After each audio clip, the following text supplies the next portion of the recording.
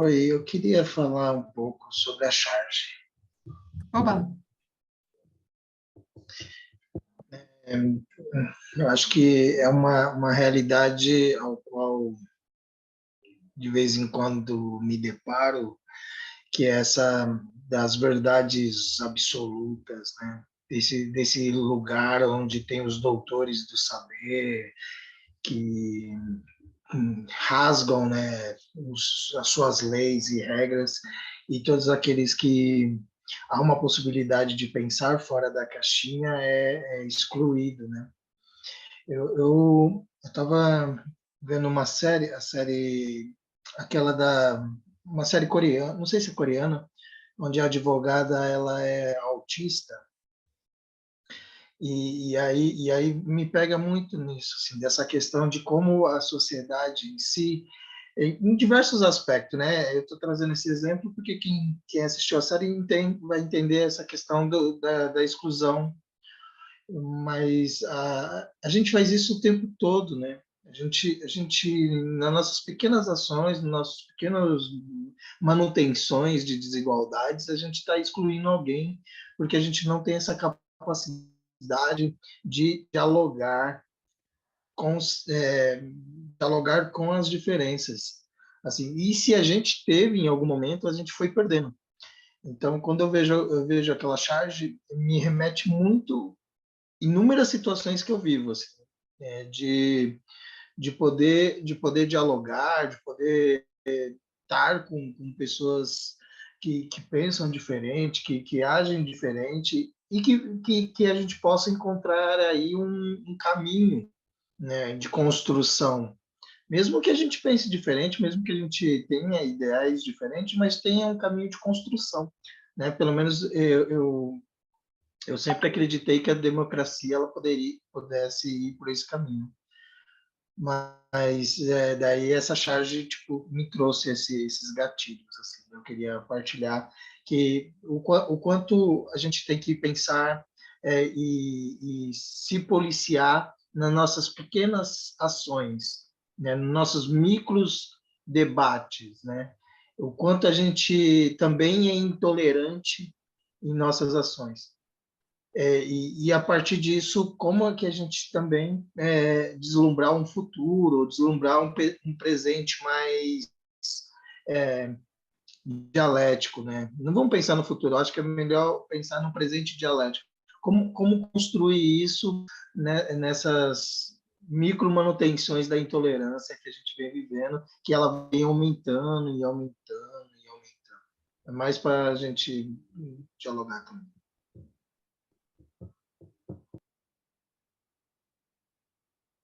Vai lá, Jorge. Eu também, eu me vi muito na charge, eu me enxerguei ali. Eu sou do Conselho Estadual de Políticas Públicas de Políticas de Drogas e tive uma reunião hoje e era muito isso.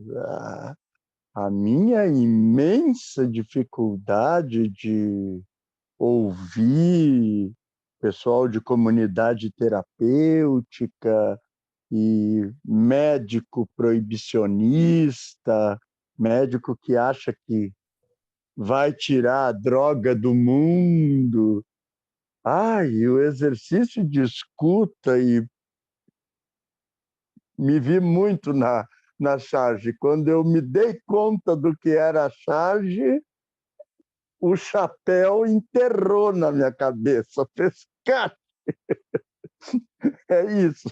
E eu acho que é isso que o colega da fala anterior disse, essa dialética no presente, que eu tinha certeza que não adiantava ali eu sair com uma cornucópia de palavrões, que era a única coisa que eu tinha vontade de fazer mesmo. Não, mentira. Se eu disser que eu tinha alguma coisa de argumento, nós estamos vivendo o horror da Cracolândia da Luz, que é uma situação de terrorismo do Estado, de especulação imobiliária da mais ordinária, da mais óbvia, Então, qualquer defesa daquela violência é aviltante. Então, foi um exercício. Quando eu entendi o que era charge, o chapéu enterrou. Obrigado.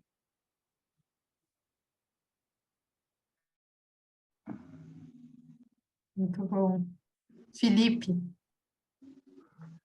Sobre isso que o Jorge falou, na minha faculdade está tendo umas palestras sobre direito e tal.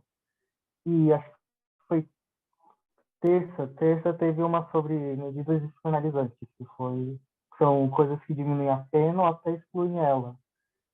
E lá eu vi muito de uma questão muitas questões assustadoras de como lidar com o réu. E uma que me assustou muito e me ficou matutando na minha cabeça durante esses 2 dias foi um aluno ter falado que ele pensava que a melhor forma de lidar com presos era utilizando a mão de obra deles para trabalhos que as pessoas não queriam, de forma barata. Ou seja, ele basicamente incentivou o trabalho escravo. E eu fiquei muito assustado porque essas pessoas são futuros operadores de direito, futuros magistrados, advogados, promotores, e eu fiquei pensando, até onde chega essa ideia de lidar com essas pessoas mais periféricas, os dependentes químicos da Cracolândia, réus em prisão, ou seja, não sei como isso ajuda na palestra, mas às vezes a democracia dá um pouco de medo porque abrimos espaço para pessoas estranhas, era isso que eu queria dizer.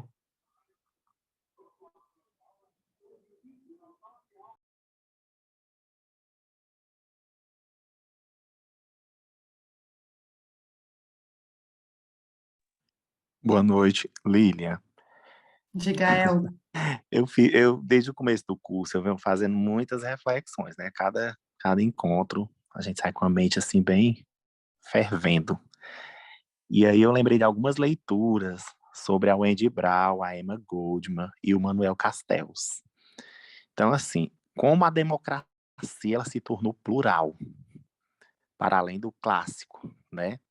Porque a gente percebe que os coletivos, né, as lutas, elas se tornaram cada vez mais dinâmicas, né? Então, essa questão que até o Castells fala sobre essa reprogramação, essa reconfiguração das democracias, né? Aí nos anos 2011, 2012, né, principalmente na Espanha, na Europa, em alguns países, né, houve essa questão de uma possível crise, que se falou muito dessa crise da democracia, né? E aí a gente percebe, e ouvindo até os coletivos das meninas que tiveram na semana passada, eu comecei a refletir sobre quantas pautas elas entram dentro desse conceito, né? A amplitude que a democracia ganha, porque nós temos novas demandas, novas necessidades de novos sujeitos. Era essa assim, a minha reflexão.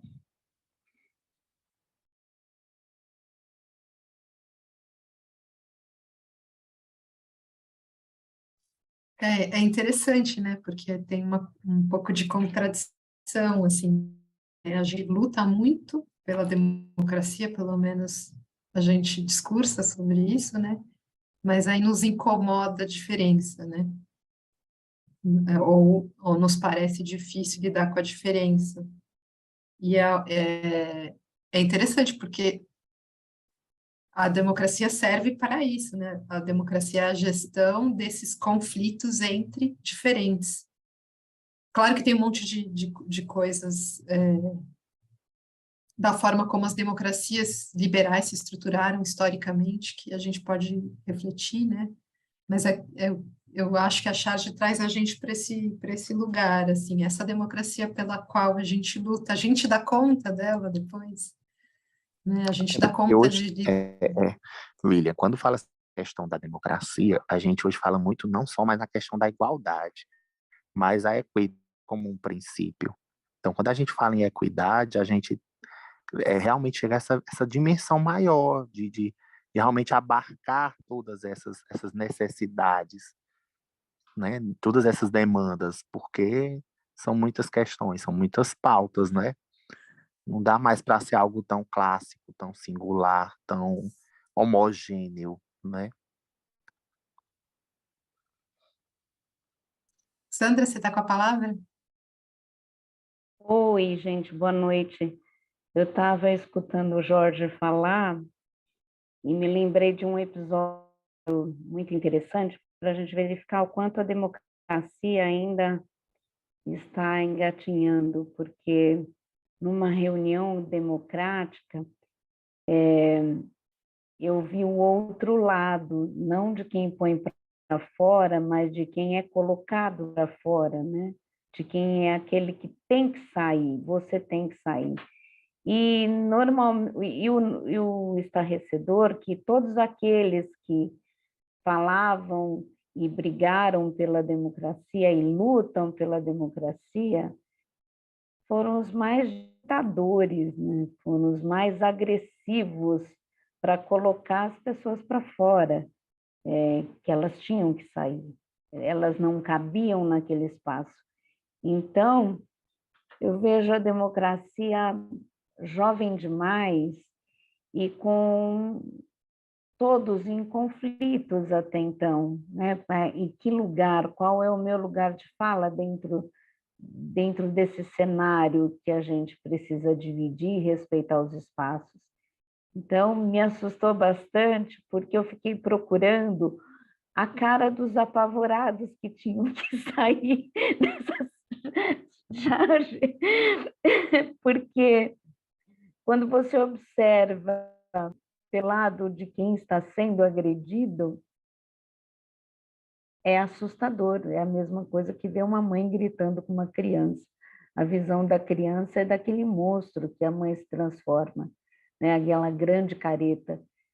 Então, quando a gente se encontra com essa realidade, a gente ainda tem muito o que fazer. É um trabalho de muitas mãos, né? E é essa a minha visão, né? Nessa charge, foi isso que eu encontrei.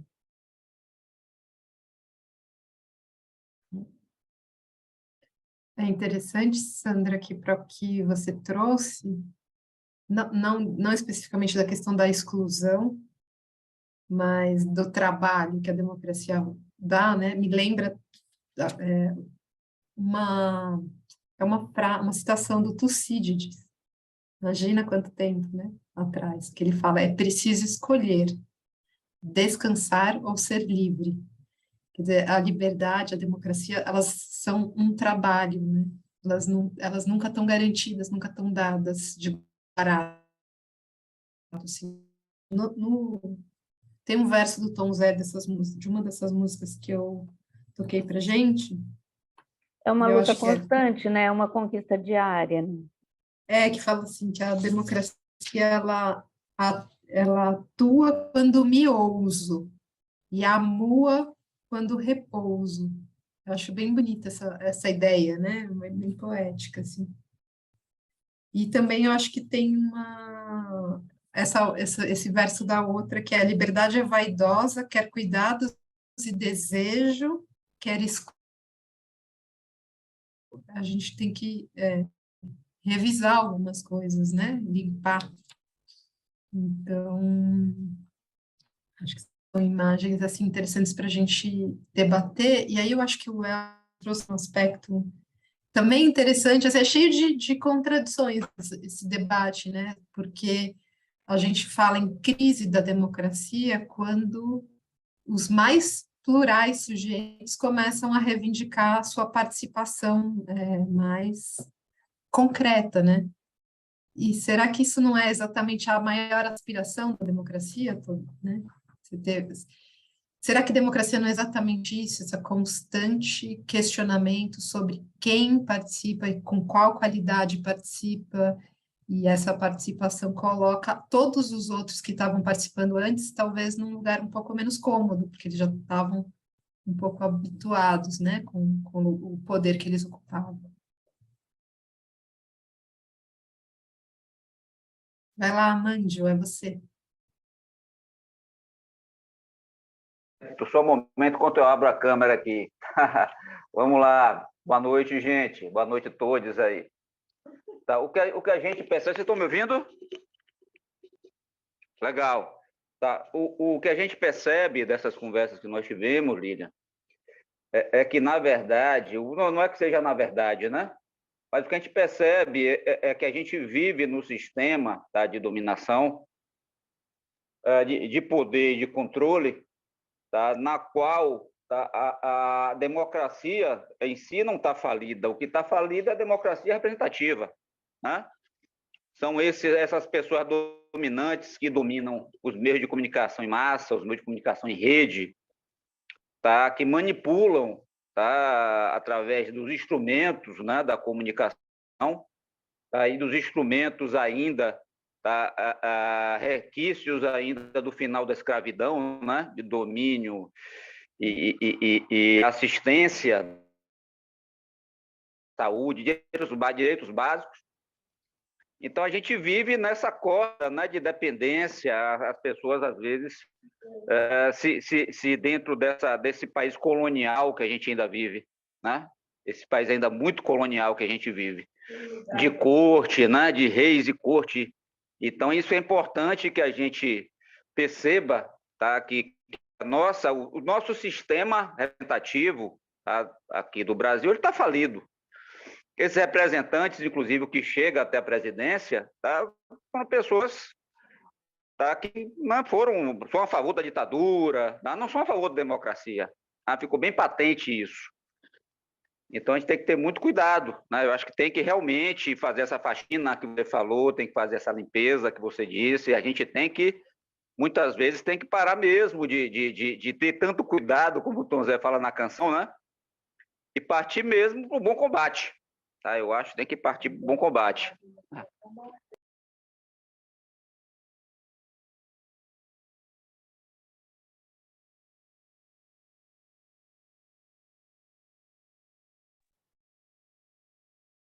Estou lendo aqui as contribuições no chat, acho que a Lula trouxe que a democracia tem a ver com tolerância também.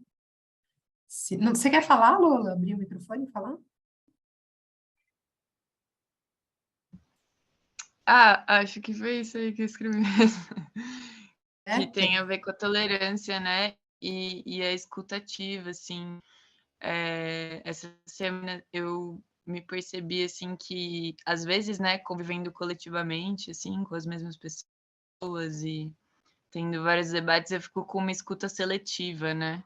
Sobre o que algumas pessoas falam. E isso é uma questão bem grande, assim, dentro da democracia também, né? De alguém começa a falar assim, ai, tipo, já fica meio pá, assim. Então, que é bem importante a gente ter essa tolerância, assim, e não ter uma escuta tão seletiva, assim, de acordo com o que as pessoas estão falando, né? Entender todas as opiniões. Mas também tem esse lance da liberdade, né? Que a música falava, e aí às vezes me atravessa esse pensamento, assim, que muitas vezes a minha liberdade acaba quando a do outro começa, assim, né? E o que isso significa também. Sei lá, acho que era só isso. Uma reflexão também. Mirila. Oi, gente, boa noite. Pensei em algumas coisas assim, né, até agora, e eu falo muito mais por um lado, assim, uma definição de democracia menos de estrutura de governo, até porque para mim seria mais anarquia mesmo a minha escolha, e muito mais por pensando enquanto relações mesmo, até porque eu acredito que esse que é o espelho, né? É a partir dessas relações do intra, do micro, que também reverbera, assim, não sei, acredito nisso e penso por aí. E aí, eu vejo muito essa questão que já foi falada aqui da existência do conflito, né? Porque a todo momento que você está colocando algo seu, você está retirando, né? O outro não está tendo o seu lado visto. Mas aí, e isso desde a educação, né, desde criança, a forma que a gente vem se estruturando a como ser um ser humano, é sempre essa medida. E aí eu acho que é justamente a inteligência dessa medida, porque o problema não são os conflitos, né? Na verdade, eles são as soluções, eles são o que dá a possibilidade dessas várias diversidades mesmo, né, a partir de cada ser humano diverso. E eu falo um pouco muito pensando nisso da CNV, né, da comunicação não violenta, que eu tenho algum envolvimento. Então, justamente isso. Não é anulação de conflito, mas como resolver esse conflito. E aí lembrei de uma outra fala de uma psicóloga que fala que não é uma questão do um acordo bom para todo mundo, que tipo, não existe, porque tem essas medidas de anulação de alguém. Então, é o mínimo da tolerância de cada um, seria a melhor forma desse contrato, né, desse acordo. E aí me preocupa muito, já escutei uma fala que é a democracia é a ditadura da maioria, né, porque eu fui na escola do Florestan Fernandes, São Paulo, eu fiquei muito assustada, porque eles fizeram uma formação, cantaram o seu hino, levantaram a bandeira, gestos, assim, e aquilo para mim foi muito semelhante ao que a gente já viu em outras questões.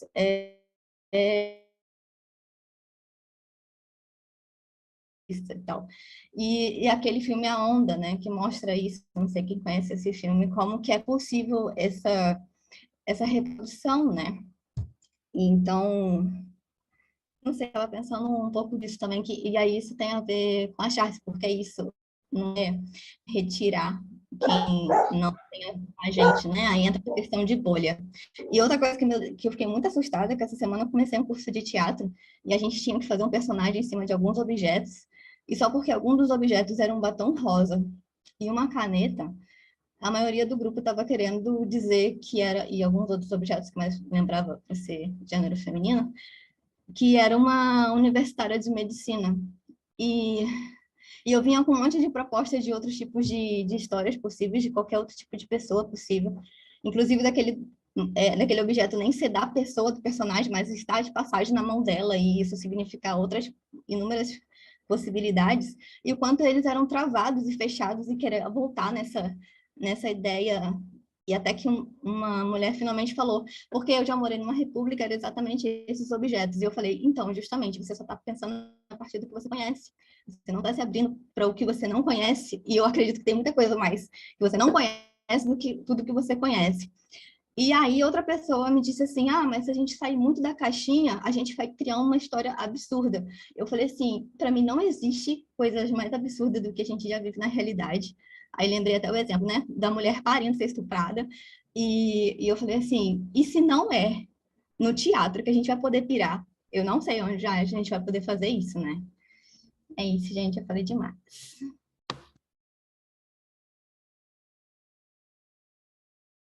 Vocês estão todas e todos bem comedidos hoje de falar, vocês podem falar bem mais. Mas eu vou falar um pouquinho, assim, dialogar um pouquinho aí com o que todo mundo trouxe. Eu acho que, nossa, não sei por onde começar, mas eu vou começar pelo fim, Mirila. Eu acho que tem uma discussão que eu acho pequena na nossa vida, assim, que é sobre imaginação e política.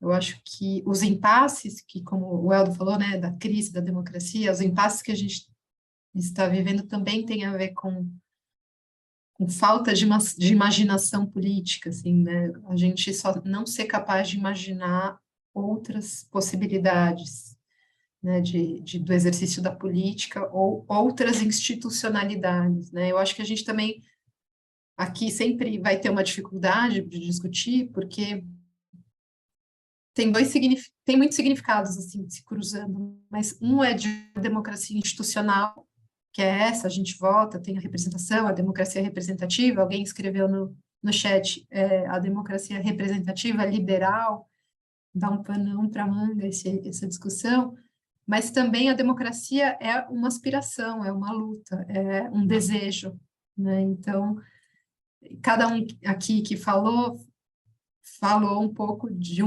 desses dois lugares, né? Quando a gente senta no lugar da democracia como aspiração, a gente fala de um lugar muito potente e positivo. Quando a gente senta no lugar da democracia como instituição, daí a gente fala da história colonial, de uma série de como o Estado democrático de direito não é igual para todo mundo, então é o do equidade, exemplo. Então, a gente que eles sim, eles estão aí nos campos para a gente entendê-los, né? Tem um filósofo chamado Castoriadis que ele chamou isso de instituinte, esse movimento que a gente faz para ampliação da democracia, ou para ampliação das instituições, ou para ampliação das liberdades, ou para ampliação da equidade, e o instituído, que é isso que está aí organizado pelas instituições, né? Então, para a gente poder trazer uma camada a mais para a nossa discussão, eu vou colocar essa distinção e já abro para o Doni fazer o comentário dele.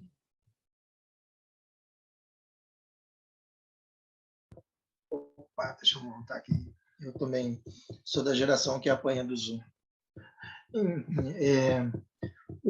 Não, eu só queria trazer, que foi comentado, da questão da crise da democracia, né? Eu visualizo, né? Isso é uma percepção, né, particular minha, né? Da questão que a crise na representação, né? Como nós estamos modificando ou redesenhando, ou descobrindo, ou até dando visibilidade a conceitos que antes não existiam ou não tinham essa visibilidade, a gente não tem a quem se espelhar, né? Não tem a quem estar tipo à frente. A gente está no exato momento da história que a gente está abrindo novos caminhos. Então, se a gente está abrindo novos caminhos, realmente não vai ter aquele à frente, porque todos estão ali, todos estão naquele momento, e a sensação de estarmos no caos é mais nítido, né? A sensação de estarmos nesse turbilhão é mais nítido, mas não acredito que haja uma crise democrática. Eu acredito que haja essa crise de aceitação da onde você está pisando naquele momento, né? De tipo se perceber ali, ó, então, opa, onde eu estou, os partidos políticos estão ruins, mas eu não me candidato, eu não vou lá, eu não tento adentrar nisso.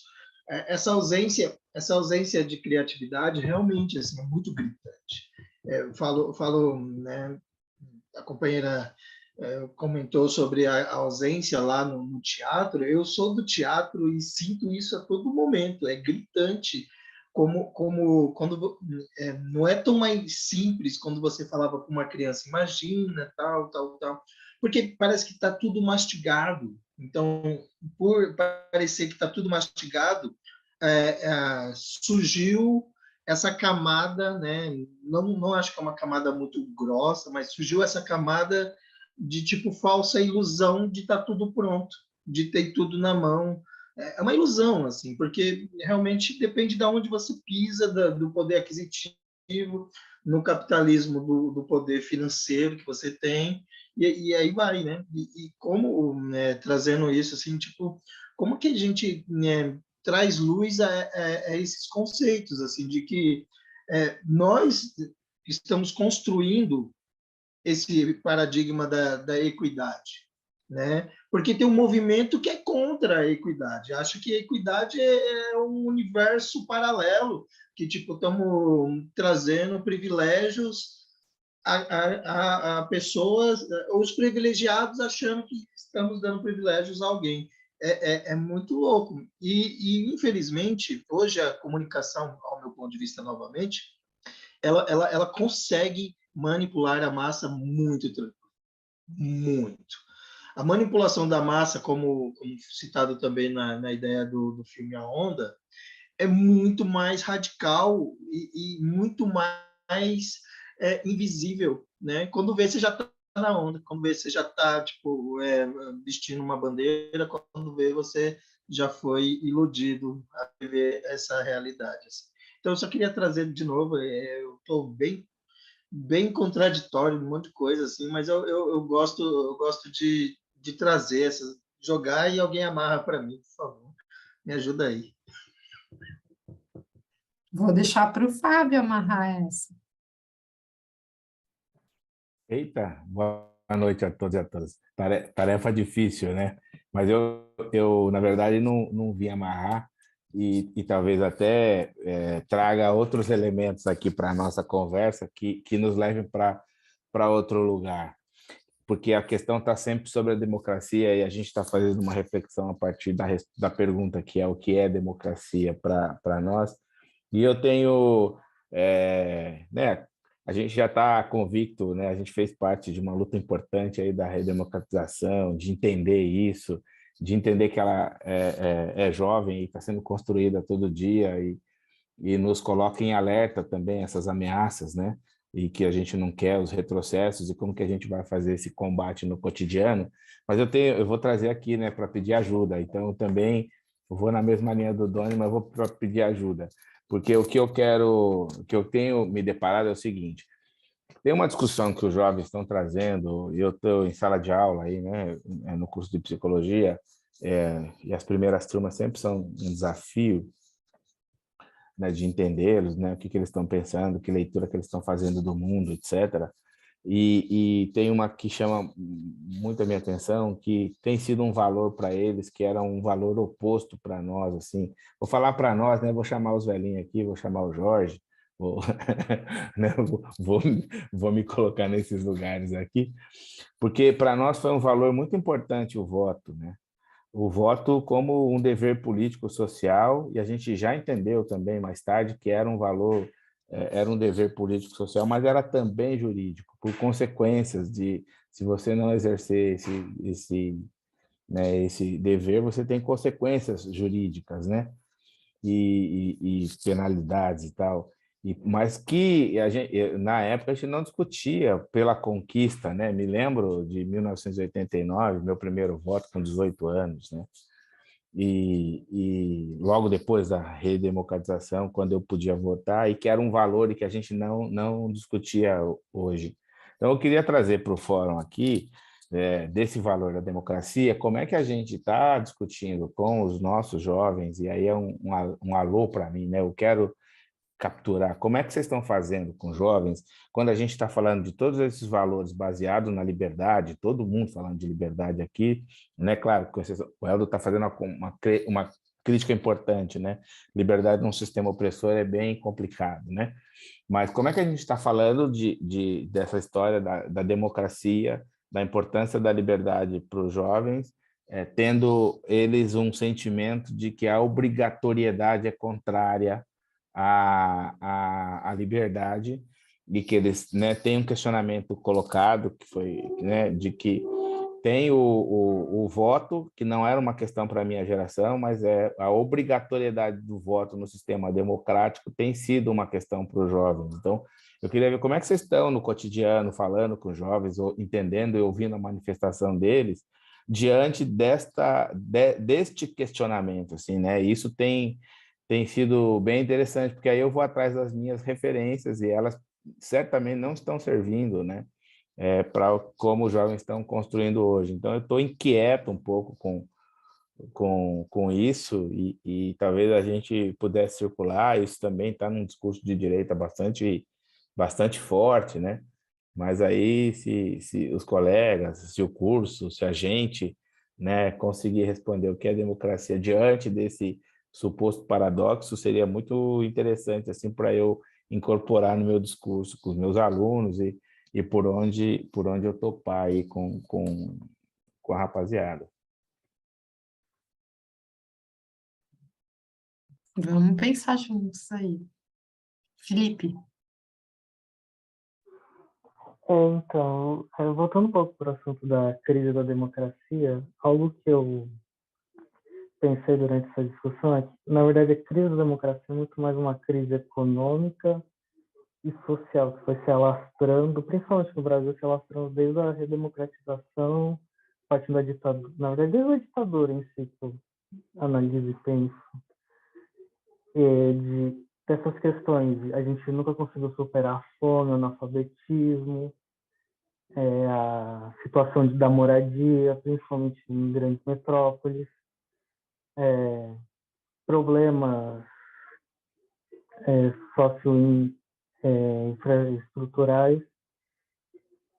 E nessa questão, a democracia, e principalmente os movimentos sociais, acaba ajudando muito.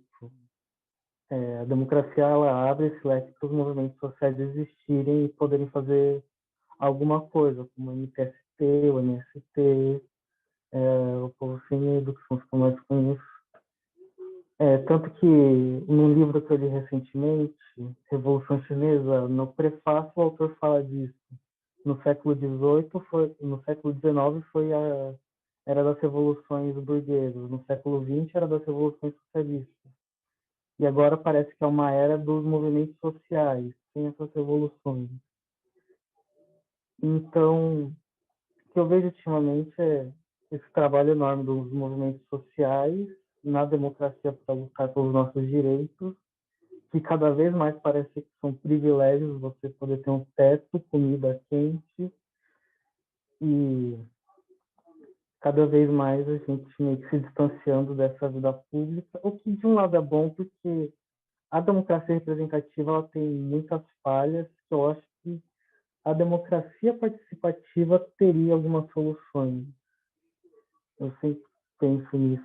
Democracia participativa seria um caminho que a gente poderia seguir, ainda mais se tivéssemos esses planos educacionais. E respondendo também uma coisa que o Flávio perguntou na fala sobre a questão do voto, a minha geração não teve essa luta, né? Não viveu essa parte de não ter esse direito ao voto. E muitas vezes eu vejo que parece que há esse desprendimento. Agora que estamos voltando a reconsiderar o voto com essas campanhas de menores de 18 tirando o título para fazer a primeira votação. E algo que eu vejo incrível, muitos dos meus amigos tiraram o título para fazer o primeiro voto em prol de retirar o atual presidente. E por mais que ainda seja a democracia representativa seja cheia de falhas, eu acho muito bonito ver essa mobilização dos jovens, né? Agora para instaurar e não ver e não ter que sofrer pelas mesmas coisas que a geração passada sofreu de viver sem voto e sem liberdade individual. Então, foi isso que eu queria dizer. Muito bom. Obrigada, Felipe. Valquíria. Oi, boa noite. Eu não sei se tem alguém na minha frente. Eu estou dentro do ônibus. Eu acho que eu desci há alguns minutos. Eu não sei se alguém quiser falar primeiro. Eu não sei se vocês vão me ouvir bem. A gente te ouve bem, mas se for mais confortável para você, eu ponho você na próxima. Eu prefiro. Eu acabei levantando a mão para entrar na fila, mas eu aviso aqui descendo. Tá bom. Você fica com a fala garantida e aí o Célio fala agora. Tá, obrigada. Pronto, boa noite. Estão todos e todas me ouvindo? Pronto. Estamos. Pronto. Eu acho, Lília, que a provocação que você traz, bastante profícua, né? De pensarmos, fazer esse exercício de outras democracias possíveis, né? Você traz lá o Castoriadis, e quando eu lembro do Castoriadis, pensar na perspectiva de autonomia, de autogestão, sabe? Perspectivas que são democráticas e que ela não aparece num discurso democrático, principalmente nesse discurso institucional, esse discurso das instituições. Eu acho bastante profícuo a gente está pensando esses princípios libertários, né? Aí eu incluo também a horizontalidade, pensar essa democracia de forma mais participativa, que eu acho que é um exercício bastante caro lá no Castoriadis, e eu gostaria de contemplar também em um outro exercício para a gente imaginar. Eu não sei se vocês conhecem aqui o Murray Book, que ele tem uma proposta bastante interessante para a gente fazer esse exercício também, que é de pensarmos um municipalismo libertário, né? Pensar um exercício de democracia a partir da escala do bairro e da cidade, que eu acho bastante profícuo também, para que a gente possa discutir e vislumbrar outros caminhos da democracia possíveis da democracia. Eu peço licença aqui a vocês só para ler um trechinho aqui de um livro que ele tem organizado com outros autores, né? Que ele vai falar em relação ao municipalismo, o bairro e a possibilidade de um espaço libertário. Lá na página 13, ele vai falar assim: uma política baseada na participação direta dos cidadãos, que é uma outra, vamos dizer assim, uma outra categoria também para a gente pensar e para refletir se um exercício democrático ele é possível com ausência da cidadania plena, né? Que é uma coisa que a gente tem que discutir aqui no Brasil, se existe de fato essa cidadania plena, mas continuando, em nível comunitário, é uma política orgânica, ecológica e não formal. Uma política em que cada cidadão amadurece individualmente por meio de seu próprio engajamento político, tornando-se cada vez mais capaz de controlar seu destino e poder determinado. Os processos participativos de gestão pública se desenvolvem de forma que a esfera política reforça a individualidade e a esfera individual reforça a política. Um processo de reciprocidade em que o individual e o nosso coletivo se apoiam mutuamente. Os cidadãos, são os agentes da decisão e da autogestão política da vida comunitária. Então, em alguns momentos aí ele vai ter um flerte com o Castoriadis, né? Mas segundo o Marcelo Lopes de Souza, que é um estudioso do book, enquanto o Castoriadis, segundo ele, não existiu esse cruzamento dos dois autores, mas as ideias elas se cruzam em determinados momentos, né? Sendo que o book é um pouco mais pragmático do que o Castoriadis, mas é um exercício interessante para a gente pensar a democracia, né? A partir desses princípios. E eu acho que esse último trecho da fala do book, ela responde ao colega que falou anteriormente. Eu peço desculpa, porque eu não gravei o nome, quando ele traz a questão do voto, né? Da turma. Eu acho que é um achismo mesmo, que o questionamento da turma não é em relação ao voto, e sim a forma com que essa democracia representativa ela encara o voto, né? Como se fosse o voto a expressão máxima da cidadania. Eu vou lá, escolho o representante, pronto, e acabou. Mas se a gente propõe um exercício de decidir as coisas na sala a partir de uma discussão, sabe? Fazer uma mini agora ali, de participação, para que as coisas sejam decididas coletivamente, eu acho que a ideia do voto vai ser outra completamente diferente. Fico por aqui. Obrigada. Quero perguntar para a Valquíria se ela já está pronta. Então, vou passar para o Jorge, Valquíria, já você fala. Acho que, pegando esse gancho desse último colega e do querido Flávio, eu acho que um marcador da minha geração foi muito o Florestan Fernandes. Aquela questão da revolução dentro da ordem e a revolução contra a ordem, ela é muito valiosa, ela está muito presente. Eu não tenho a menor dúvida, uma coisa vai ser vencer essa eleição democraticamente. Outra coisa vai ser botar para fora esse ranço autoritário que saiu de um esgoto podre da ditadura e fez questão de jorrar na frente da gente. Então, tivemos ministra vendo Jesus na goiabeira, tivemos ministro que fez cagadas internacionais, ministro que fugiu no dia seguinte a deixar de ser ministro, volta e é candidato. Enfim, acho que me chama muito a atenção esse conceito da revolução na ordem e na revolução dentro da ordem e fora da ordem.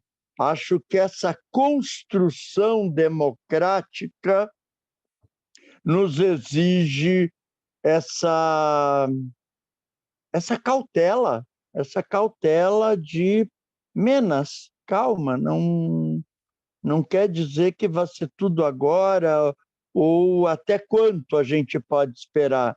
Nós ontem tivemos uma reunião importantíssima com a doutora Aldaísa, no gabinete do vereador Suplicy, a respeito da orfandade da Covid-19.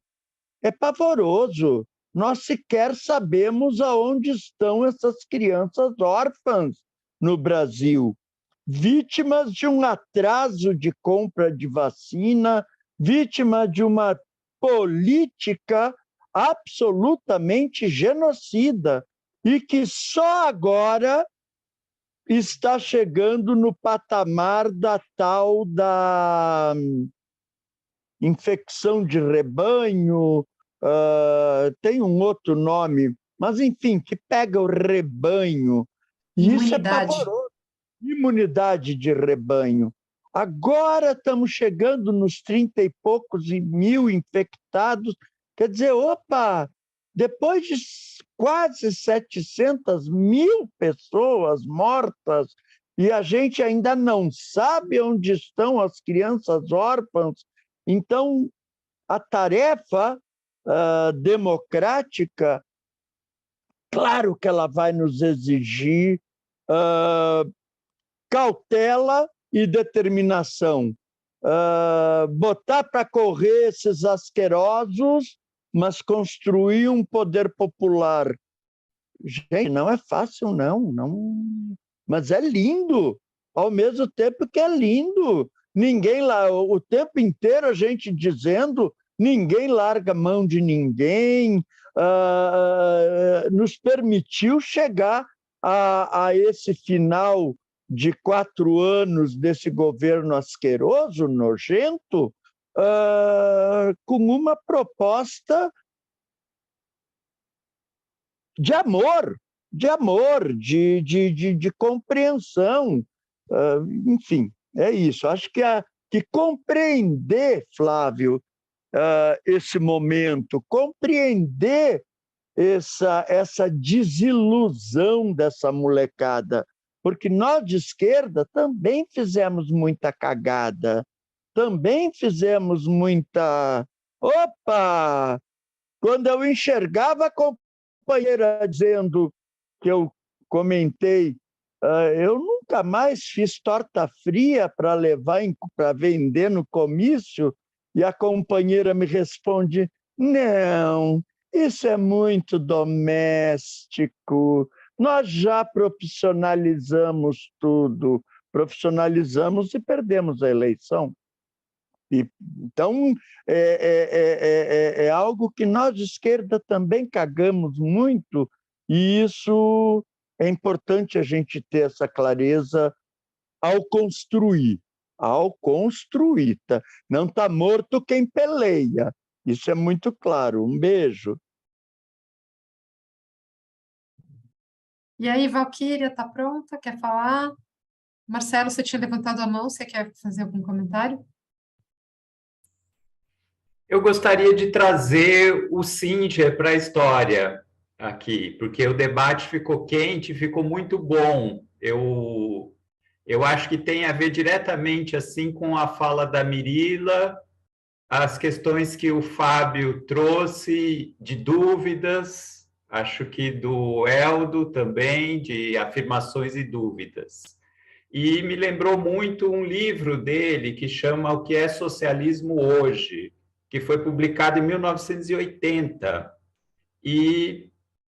ou seja, 9 anos antes do fim da União Soviética e depois da queda do muro, em que ele está colocando uma crítica que é pertinente a toda a história dele como militante socialista, que foi sempre se opor à concentração do poder na mão do Estado.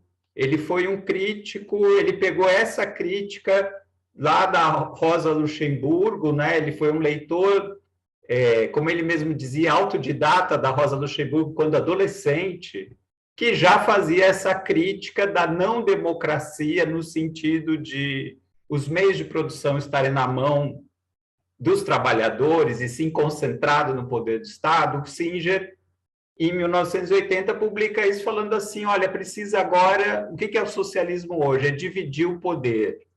Então, nesse sentido, ele está falando de democratizar as instituições. Ele está usando, mais uma vez, como termos equivalentes, socialismo e democracia, ao dizer que precisa democratizar todas as instituições da sociedade, não só o Estado, dividir o poder do Estado, mas democratizar a família, o sindicato, o partido político, as escolas e, claro, que também o Estado, né? No sentido da divisão do poder.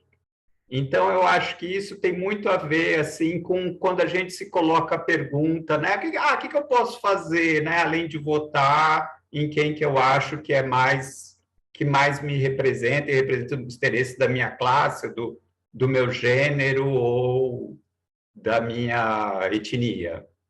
Então, acho que ele está trazendo isso. Acho que isso é importante aqui para o debate, porque a gente vive hoje mais acentuadamente do que na época dele, né, desse livro, novas formas de família. Então, novas formas de família, de composições, são novas relações de poder também que estão ali aparecendo. E se a família se abre para justamente isso, né, não seja mais o modelo patriarcal de poder, onipoder, né? Então, acho que isso é a forma da gente conseguir fazer a transformação da sociedade, né, que a gente acredita. Enfim, aí eu já vou me estender muito, eu só queria contribuir com isso. Obrigado. Muito bom. Estava pensando muito também no Singer, mas agora eu vou dar a palavra para a Valquíria. Você consegue agora, Valquíria? Na verdade, eu estou para descer, desculpa, mas não tem problema. Atrapalhar, pode dar continuidade, se der tempo. Vai dar tempo, sim. A gente está... Estamos curiosos para te ouvir, curiosos. Obrigada. Felipe, você quer falar um pouquinho? Só, já que o Marcelo trouxe a parte do socialismo, uma das coisas que eu sempre mais admirei no socialismo é isso, a democratização das instituições. Não haver só um no poder, não ver só o Estado no poder, mas sim a própria sociedade, né? Esse período de transição ao comunismo, que é a aniquilação do Estado, e a sociedade, a comunidade cuidando disso. E é algo que entra na democracia participativa, é algo que o MTST a gente tenta fazer. E essa coisa do socialismo no século XXI, o que ele tem que buscar? Ele busca participações das minorias, grupos menos representados e essa democratização do poder, que é algo que eu esqueci o nome da autora, uma autora americana sobre marxismo, eu acho, Nancy Fraser fala muito do marxismo no século XXI. E é isso, só. Nancy Fraser, né? Uma feminista histórica americana, norte-americana. Então, Valquíria, a hora que você quiser, você abre a sua câmera e fala com a gente. Eu queria trazer alguns elementos para organizar um pouco, talvez, essas ideias que eu acho que, de certa forma, a gente percorreu as discussões que eu queria trazer. E depois eu queria convidar vocês para assistir um filme, mas, eu acho que não precisa pôr a apresentação, não, eu acho que a gente vai falando e daqui a pouco eu peço para você pôr o filme. Mas acho que o que é muito importante da gente pensar é que a democracia, ela é um conceito que está super em disputa, ela está em disputa há muitos séculos, né? E ela, ao longo do tempo, foi mudando de conotação. Então, no último encontro, eu comecei a falar um pouquinho, né, da democracia ateniense, e que era uma democracia direta, né?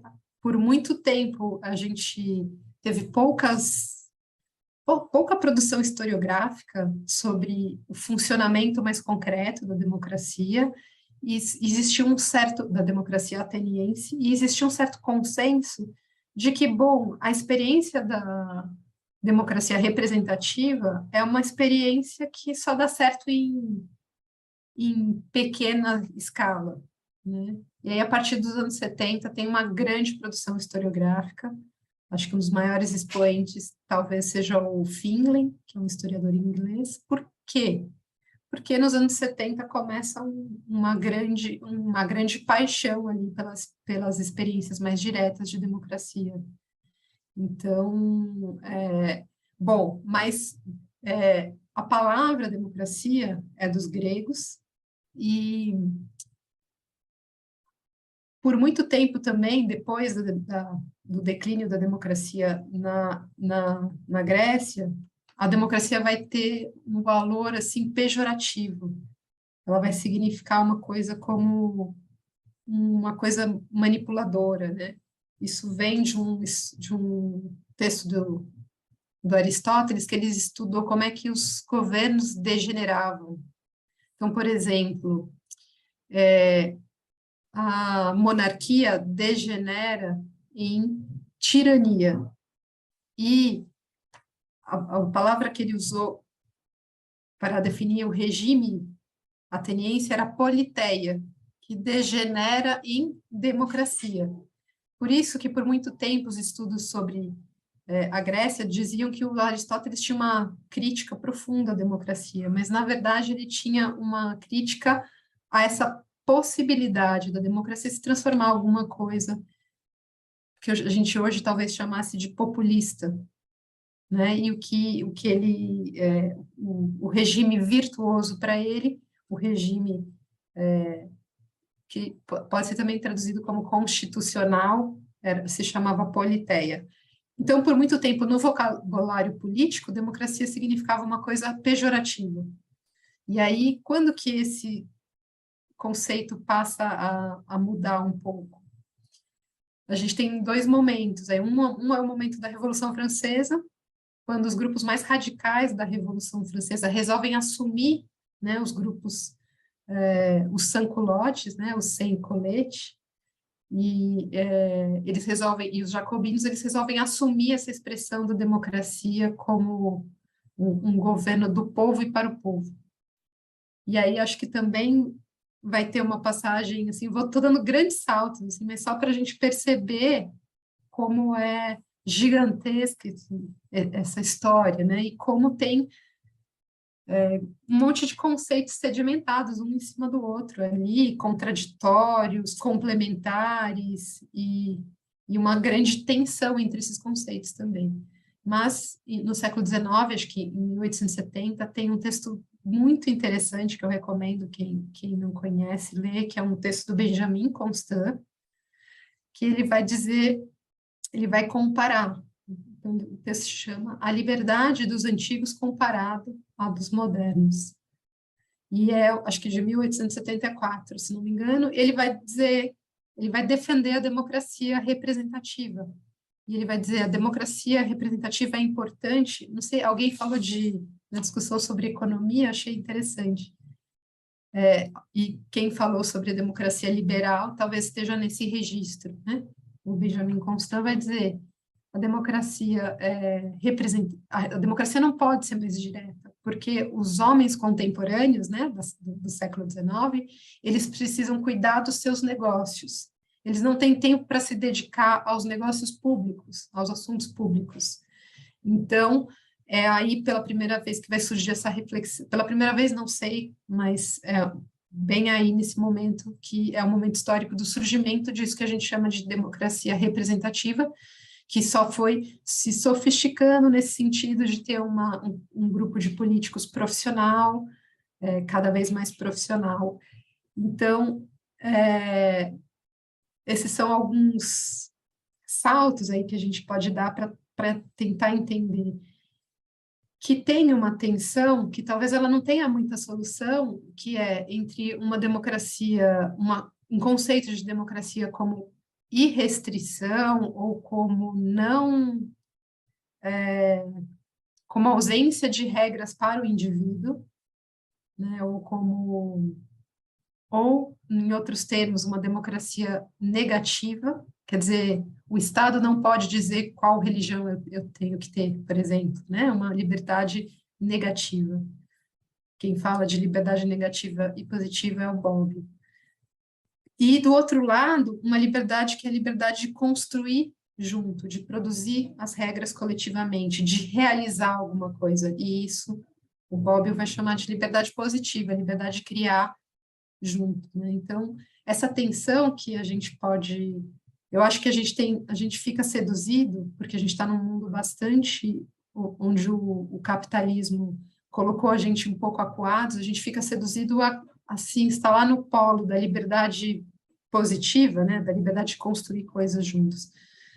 Mas, se a gente pensar bem, as liberdades individuais todas vêm desse universo político liberal, né? Então, o direito das mulheres votarem, o abolicionismo, né, a abolição da escravidão, todos surgem nesse contexto, né, e às vezes talvez seja importante a gente fazer essa distinção entre o liberal e o neoliberal, que aí eu acho que tem uma diferença grande.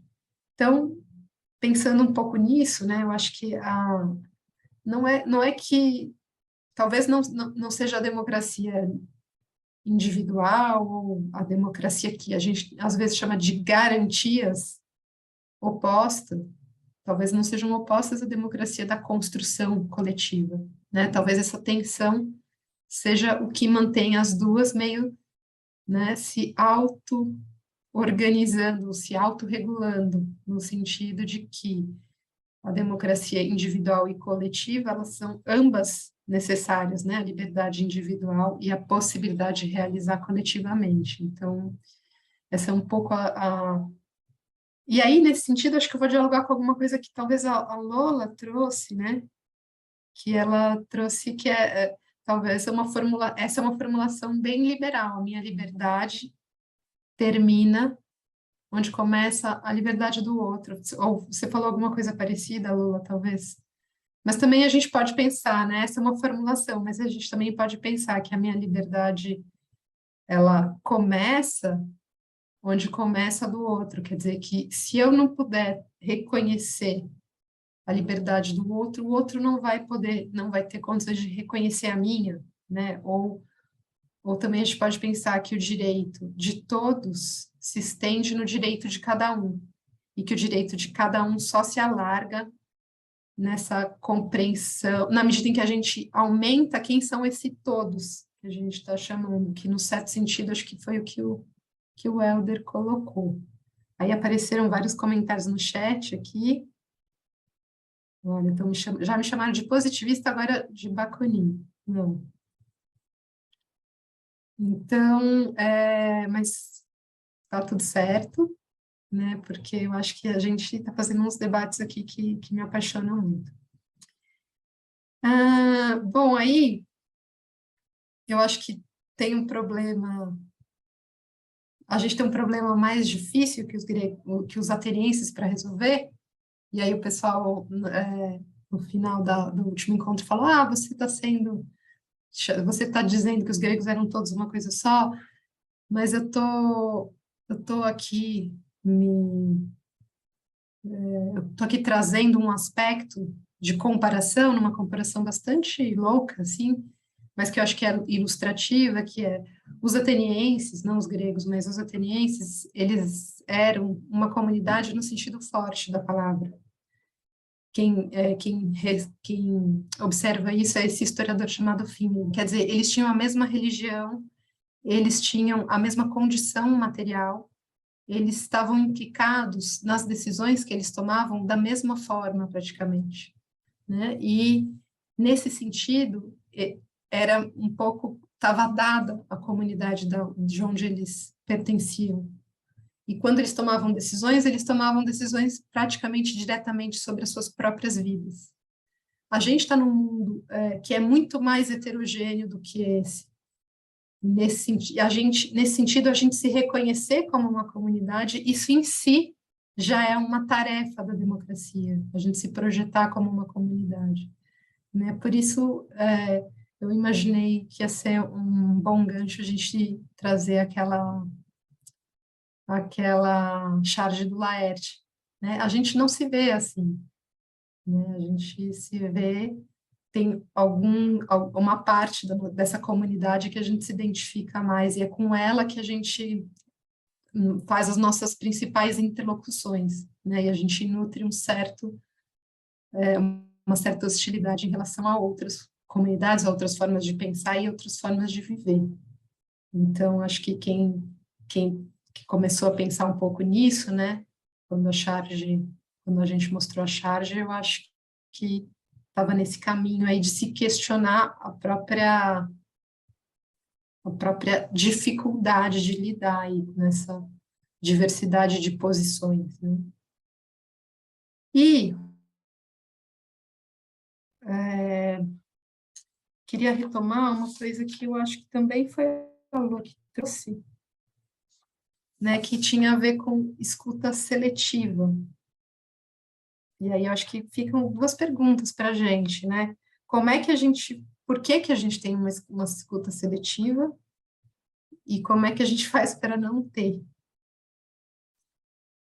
E é com esse gancho que eu queria passar um vídeo para vocês. Vou pedir para o Marcelo ir organizando o vídeo, e aí eu vou dar a palavra para a Valquíria. E só lembrar, Marcelo, que é um discurso que a gente vai ouvir. E ele está em inglês, mas ele tem legendas automáticas, e aí tem que pôr o português para a gente conseguir acompanhar o discurso. Valquíria, você quer falar agora? Está mais tranquila? Sim, boa noite. Bom, eu estava devendo uma palavra, né? Acho que desde o segundo encontro, mas não estou aqui só por isso, né? Enfim, terceiro encontro eu consegui estar presente e fiquei pensando bastante, né, sobre aquele segundo encontro também. Estou com 29 anos e pensando assim, né, essa idade que agora marca aí, né, como vou passar mês que vem com 30 anos e fico me questionando, né, o quanto que eu lutei, assim, toda a minha juventude para entender que lugar eu estava, assim, né, em que lugar eu estava nisso. E eu acho que só agora, assim, que acabou, né, a minha fase, que eu tô me encontrando de fato, falando o que era essa juventude, né? Então, eu sou educadora social há 8 anos, eu atuo hoje, né, mais próximo com os jovens, com essa juventude.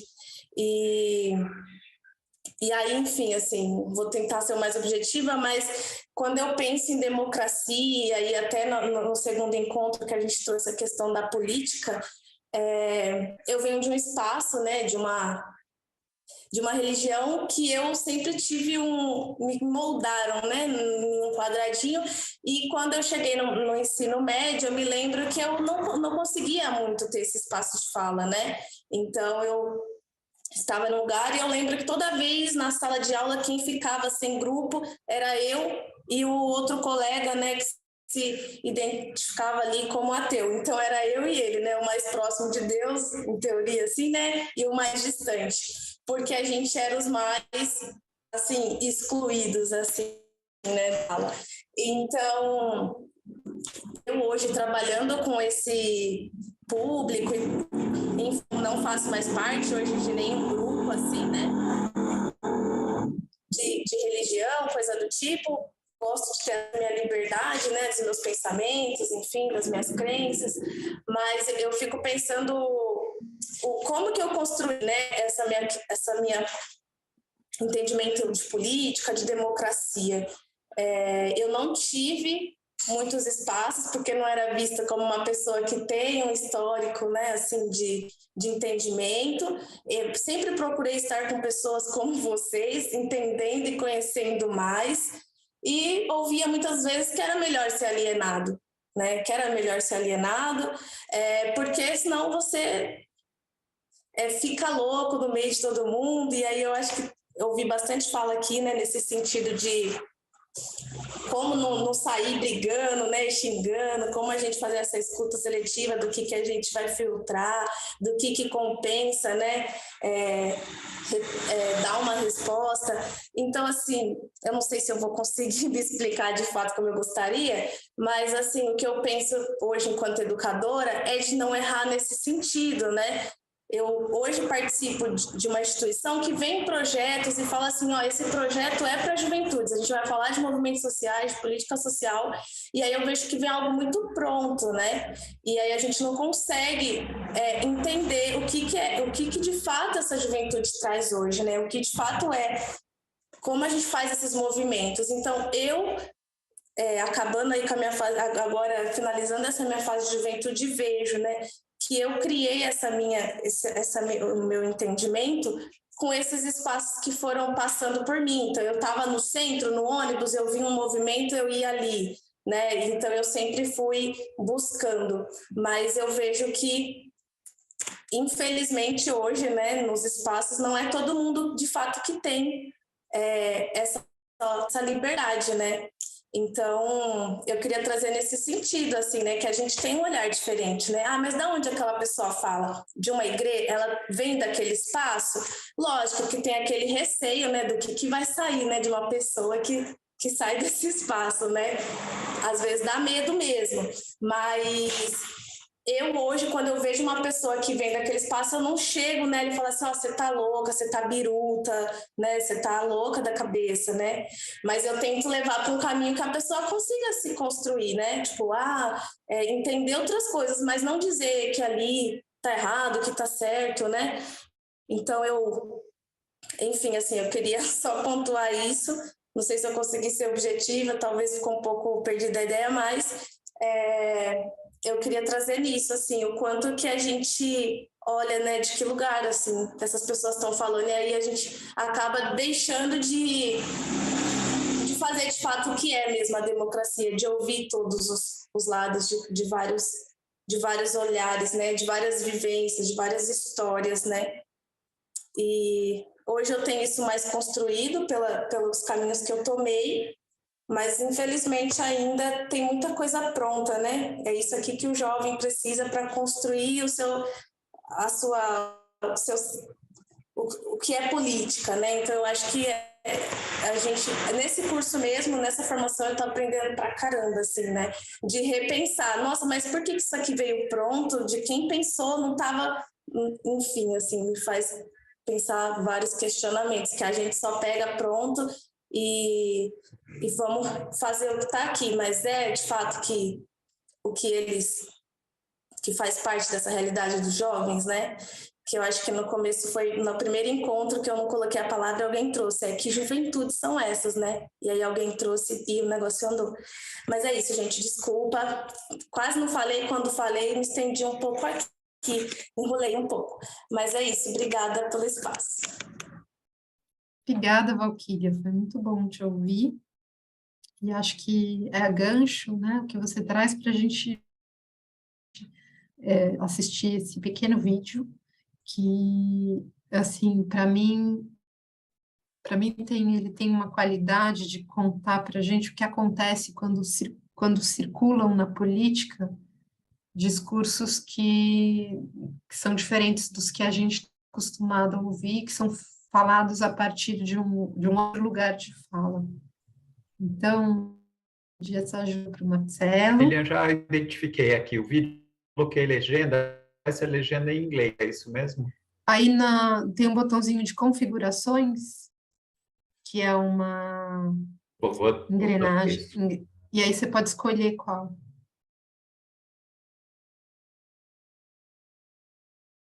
E só para contextualizar, o vídeo que a gente vai assistir, ele é do momento logo após, no momento que o Donald Trump iria assumir a presidência, né? Então, só para vocês saberem que momento foi esse.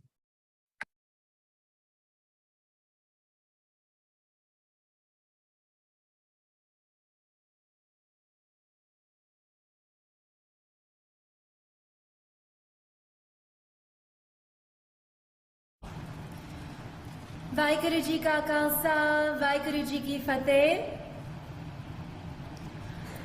On Christmas Eve, 103 years ago, my grandfather waited in a dark and dank cell.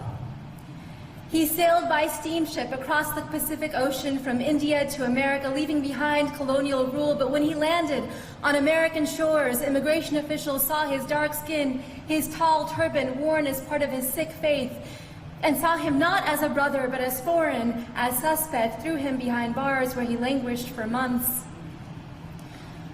Until a single man, a white man, a lawyer named Henry Marshall, filed a writ of habeas corpus that released him Christmas Eve, 1913.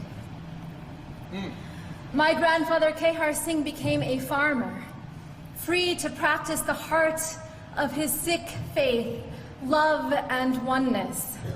And so when his Japanese American neighbors were rounded up and taken to their own detention camps in the deserts of America, he went out to see them when no one else would.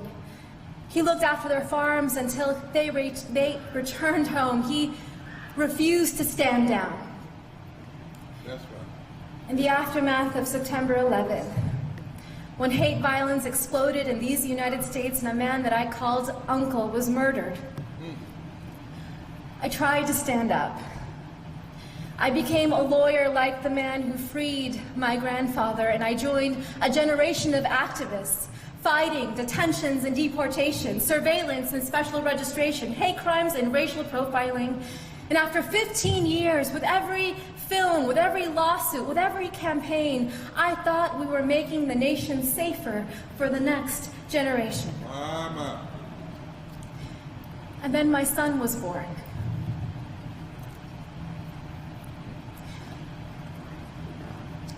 On Christmas Eve, I watched him ceremoniously put the milk and cookies by the fire for Santa Claus. And after he went to sleep, I then drank the milk and ate the cookies. I wanted him to wake up and see them gone in the morning. I wanted him to believe in a world that was magical. But I am leaving my son a world that is more dangerous than the one that I was given. Because we are raising a brown boy in America. A brown boy who may someday wear a turban as part of his faith. And in America today, as we enter an era of enormous rage, as white nationalists hail this moment as their great awakening, as hate acts against Sikhs and our Muslim brothers and sisters are at an all-time high, I know that there will be moments, whether on the streets or in the schoolyard, where my son will be seen as foreign, as suspect, as a terrorist. Just as black bodies are still seen as criminal.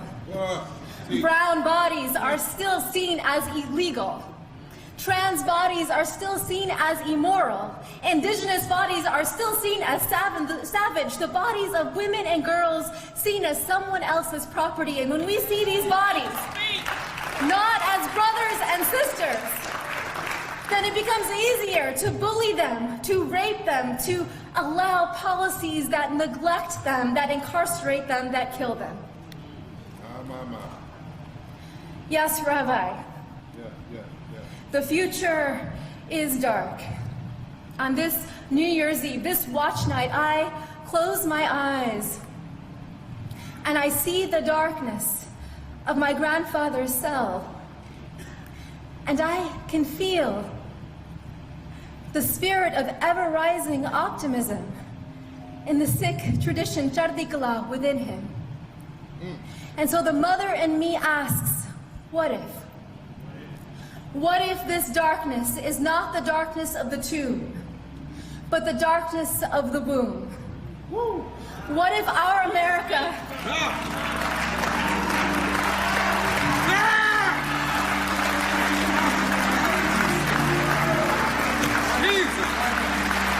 What if our America is not dead, but a country that is waiting to be born? What if the story of America is one long labor? What if all of our grandfathers and grandmothers are standing behind us now, those occupation and genocide, slavery and Jim Crow, detentions and political assault? What if they're whispering in our ear today, tonight, you are brave? What if this is our nation's great transition?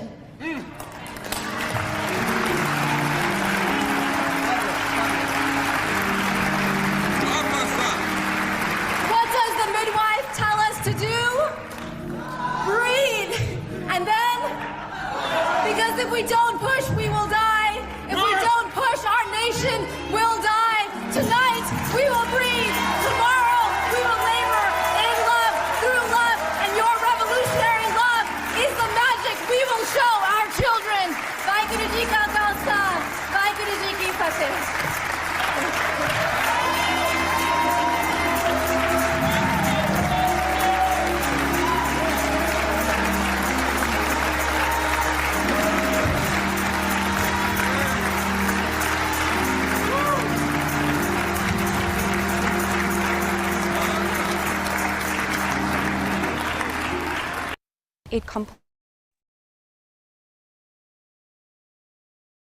Esse é um discurso da Vala Kaur. Não sei se alguém já conhecia ela, uma feminista e ativista pelos direitos civis, advogada, e acho que ela está discursando num ato ecumênico numa igreja de Washington, acho que no último dia de dezembro ou primeiro dia de janeiro de 2017, acho que é isso. Vocês, o que acharam? Vocês conseguiram acompanhar com as legendas? Eu já vi tantas vezes esse vídeo que eu já meio decorei assim, o discurso. Que silêncio, pessoal. Vocês estão na TV Globo, é isso? Vendo Lula? A concorrência é muito difícil, assim, eu jogo a toalha se eu correr com Lula. Talvez, né, Felipe? Um ouvido... Isso é uma coisa dessa geração.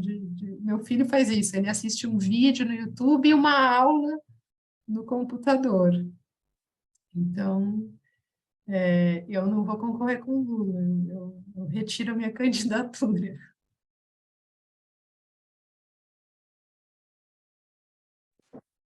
Cadê você? Posso falar um pouquinho? Por favor. Não me deixe só, Lucas. Viu? Estou me recordando aqui da fala das moças, né, no último encontro, e uma delas tem duas coisas assim que me fisgaram, né, ao ver esse vídeo assim e de notar, enfim, de recordar-me assim das falas que eu vou dizer, mas de perceber que essa moça está discursando dentro de um ambiente espiritual, né, de um ambiente assim isso me chama um tanto quanto a atenção, assim, me chamou a atenção na assistida desse filme, né?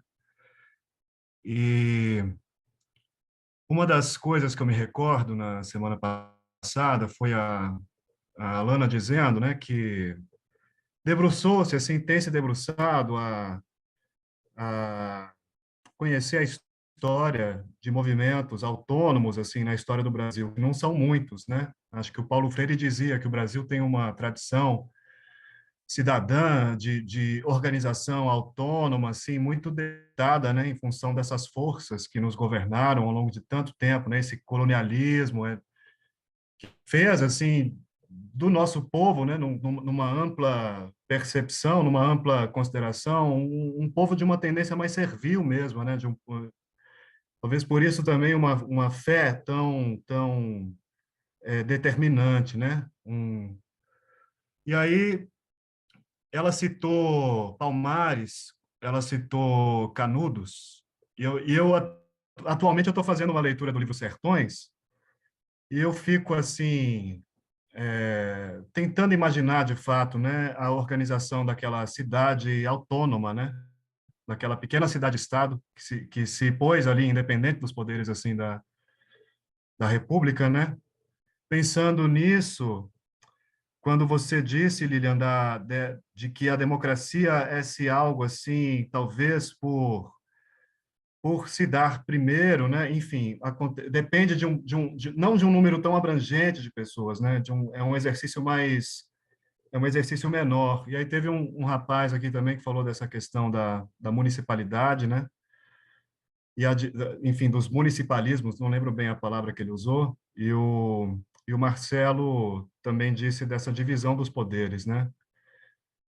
Eu acho que eu me lembro também que a Alana, na semana passada, falou de um desenho de democracia, de uma perspectiva de democracia com uma influência ameríndia, né? De uma democracia que inclua seres não humanos também, né? A voz inaudita da floresta, né?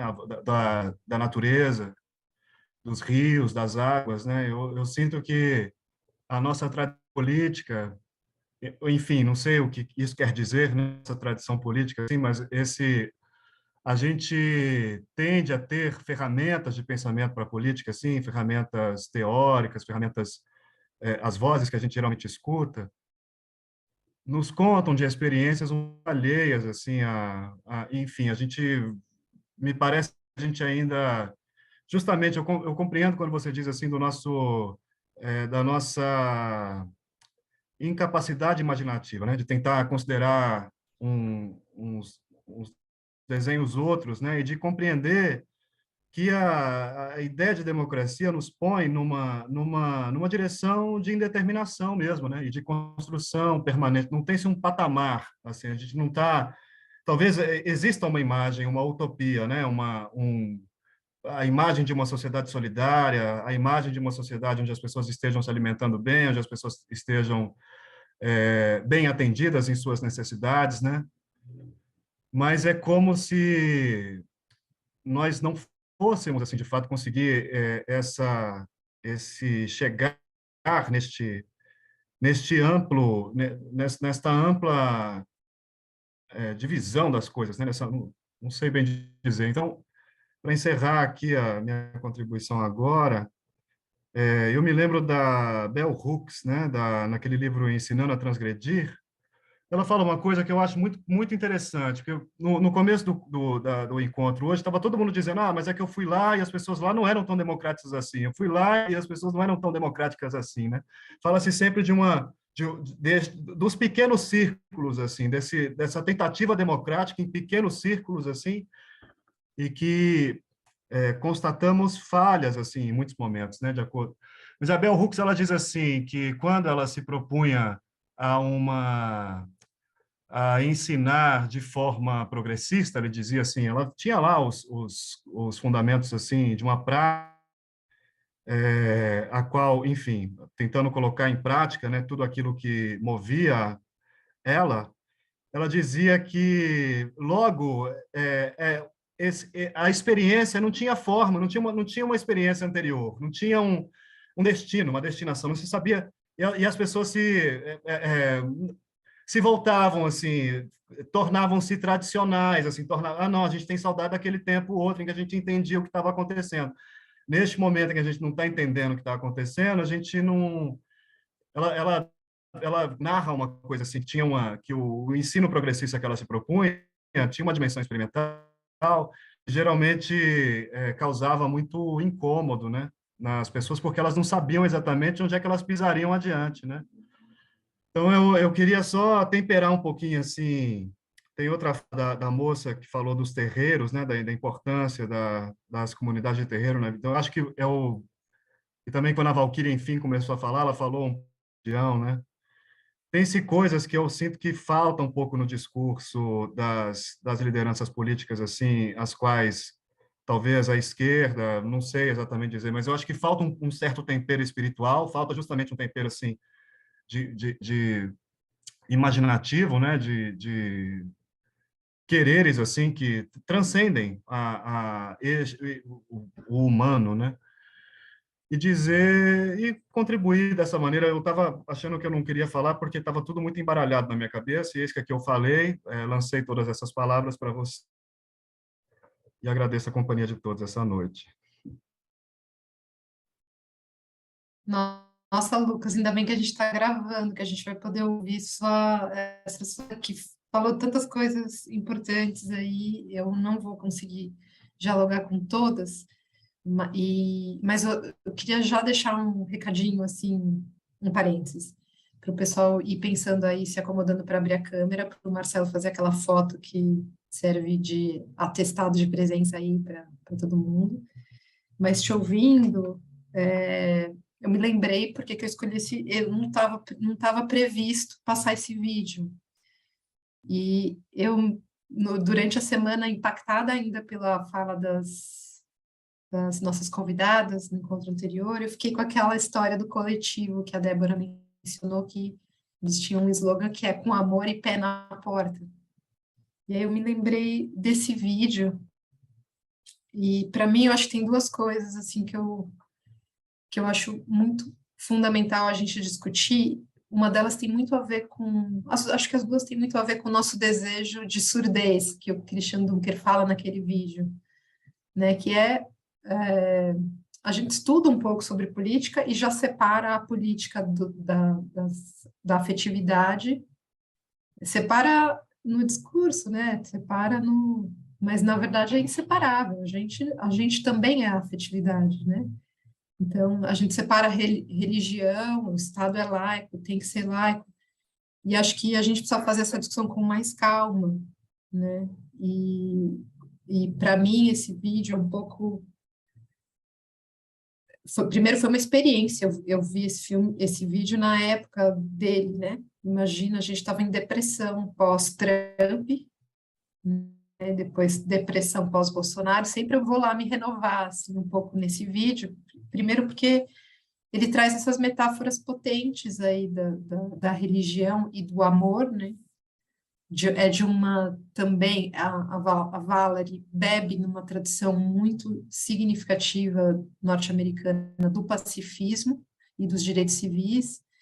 Eu acho que quando a gente pesquisa um pouco esse tema, por exemplo, dos movimentos pelos direitos civis, dos movimentos negros norte-americanos, a gente vê a importância da religião, né? Foi a religião que, em muitos momentos, sustentou a possibilidade das pessoas irem para a rua apanhar, porque foram dezenas de protestos que as pessoas sabiam que estavam indo. Eu não sei se vocês...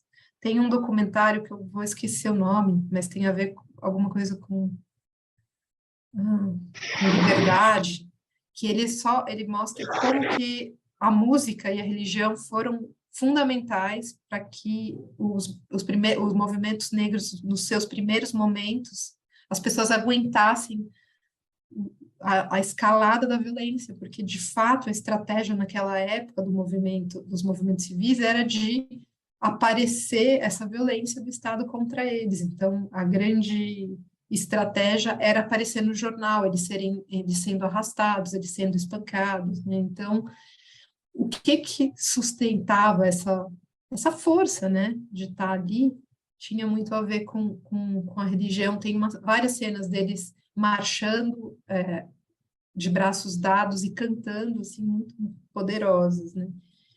E aí, eu acho que essa dimensão que a gente discute pouco, né, dos afetos, tem muito a ver com aquilo que a gente não consegue ouvir, né, com a nossa escuta seletiva, como falou a Lola, e pode ser que também tenha a ver, na medida em que a gente tem mais clareza disso, com uma abertura que a gente pode ter para ouvir, né, ouvir diferente, ouvir em outros registros, quando uma pessoa fala num registro totalmente, que você fala, meu Deus, né, a gente poder circular nos registros dos outros, e para tudo isso, eu acho que tem uma operação muito importante que a gente precisa fazer, que é de se deslocar de si mesmo, né, o Christian Dunker fala um pouco naquele vídeo que a gente assistiu no segundo encontro. E sobre a imaginação, eu acho que a gente pode continuar um pouco na semana que vem, mas eu acho que tá até que relativamente estabelecida a nossa capacidade de imaginar esse mundo comunitário utópico, mas eu acho que faz um pouco mais de falta a gente imaginar duas coisas, na prática, como é que é esse funcionamento, e isso é uma coisa bonita desse historiador que eu estava contando para vocês, o Finley, porque ele é um historiador da economia grega. Só que aí toda vez que ele tem essa coisa inglesa de fazer a divulgação da sua obra científica, e quando ele ia falar para as pessoas não estavam interessadas na economia de Atenas, as pessoas queriam saber, e a democracia, como funcionava?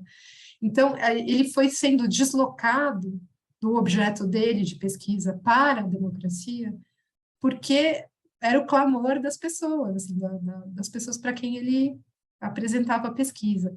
E aí o que aconteceu? Ele tinha vários dados da contabilidade, então ele sabia concretamente como é que os mecanismos da democracia funcionavam. Então é um livro super bonito que chama Democracia Antiga e Moderna. Pequenininho assim, mas precioso. Então eu acho que quando eu falo de imaginação, eu falo de imaginação também nessa reinvenção ou nessa permanente invenção das instituições, não só do Estado também, né? Enfim, vocês sabem, eu venho da educação, então da escola também, do museu, né? do Museu de Arte, do Museu de História, então acho que todas essas instituições, como é que a gente... Porque no final, eu acho que a gente faz... E como é que a gente inventa formas diferentes de luta também, que eu acho que foi um pouco o tema que, de certa forma, as 3 convidadas falaram no encontro anterior, né? De lutas que estão se construindo de maneiras muito inovadoras, assim, né? Acho que aí, nesse sentido, essa troca intergeracional é muito poderosa, porque os jovens, eles têm talvez maior abertura para produzir essas inovações. Bom, 8:55, o pessoal precisa abrir a câmera aí, quem não conseguiu abrir ainda, abre para o Marcelo fazer a nossa lista de presença. E eu vou liberar o povo que está querendo ver o finalzinho do Lula ali, acho que ainda dá tempo, eu não sei se dá. E deixo meu abraço, meu boa noite, não sei se o Marcelo quer deixar o abraço dele. E quinta que vem a gente tem nosso último encontro, e aí com convidados. Obrigado, gente. Boa semana aí. Abraços.